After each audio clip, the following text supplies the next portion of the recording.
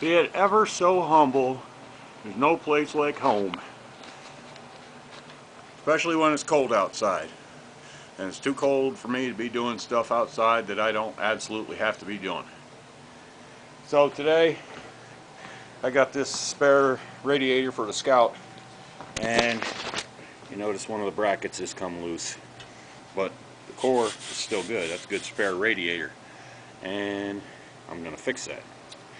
I don't know if you've run into this or not, but I'm going to show you how. Alright, first thing, we got plenty of crust on here. And you got some old solder laying in there.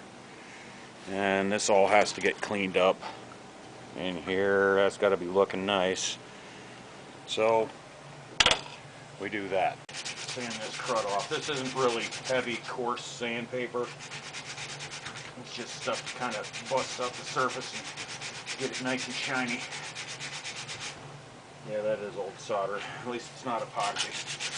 Side part now.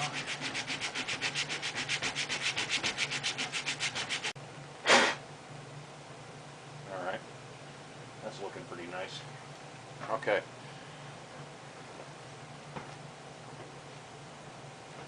Now,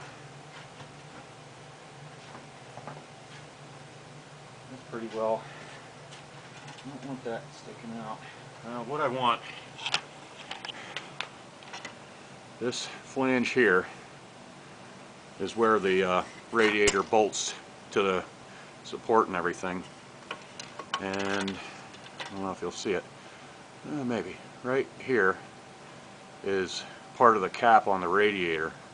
And I don't want that cap being squashed up against the core support or anything like that.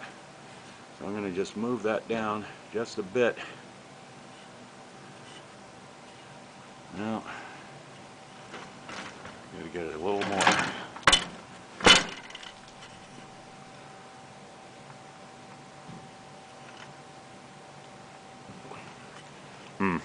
Now it's hanging up on the solder. Oh, it is down past it now. Just barely, but good enough. Alright. Just barely. Okay, and you'll see on a lot of radiators right here, that's where you kind of feed your solder in, as far as I know. I mean, that's how I've been doing it. And you could probably kind of get it all around the edges and everything, and it'll suck it into wherever the heat is. Alright, what I'm going to do here, you can probably see this all in here, all this old solder. I'm going to get rid of that. It's pretty easy. Just got a wet newspaper. Melt that stuff.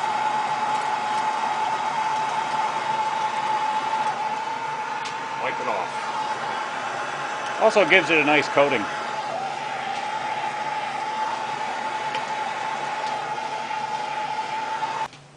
And we'll do the same thing on this part. There's some solder stuck in there yet.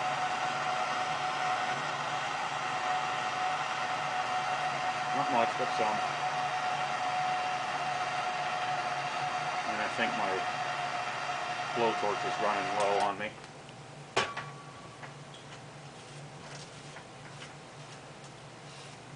Shine that up some more. Now that solder's gone. I should have done this first before I even sanded it, but I didn't. Leave it to me. I love to do things ass backwards.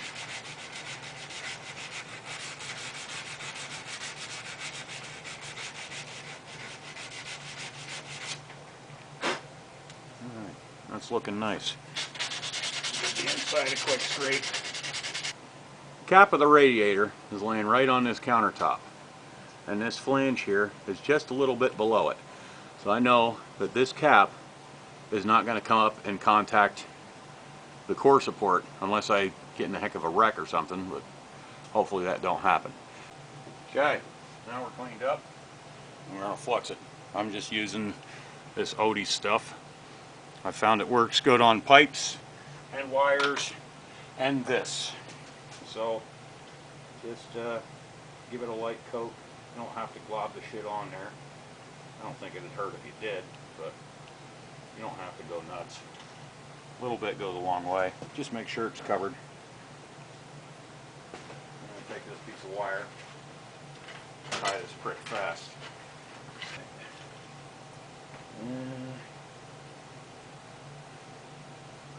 I like that. See if I can lock it down right there. Looking goodly. Okay. And for solder, I'm just using, just some old plumber solder. Same stuff as you use for pipes. You want to get the metal hot enough to melt the solder. You don't want to melt the solder with the flame.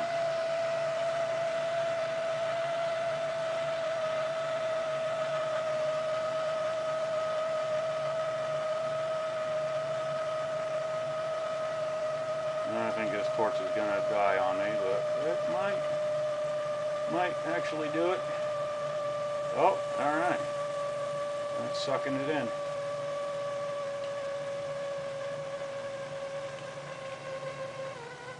Jam some into that hole.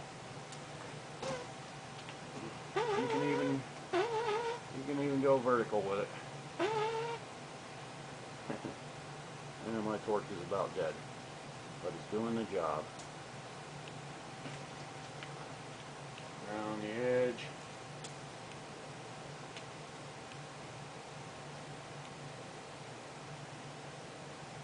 Keep her warm.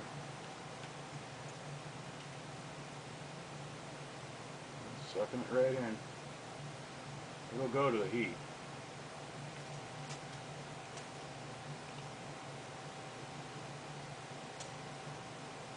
Well, all right. The torch lasted just long enough. Now you let that cool. Job done. There we go. She's all cooled down. Job is done. That's secure. So now I have another good radiator. You got a weird rattle and you don't know where it's coming from, you might go out and shake your radiator around a little bit. I mean, just go out and do it for the hell of it anyhow. This isn't something you'd normally notice. Hope you might have benefited from this, and yeah, take care. Take it easy. Thanks for watching.